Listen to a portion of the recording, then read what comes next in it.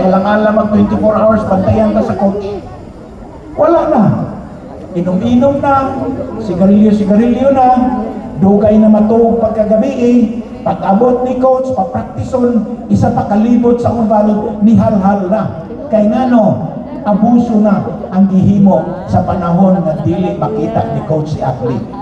Pero ako sa una, naa si coach o wala, I imposed self-discipline to myself. I continued my practices, my training, even if the coach is not around. Suwayra ko nuna ninyo, basin o maparihas po muna ako na mahimong gold medalist sa palarong pabansa, silver medalist sa National Open Track and Field Championships. So maura na akong encourage ninyo ang atong asa man atong swimming team diri. Oh,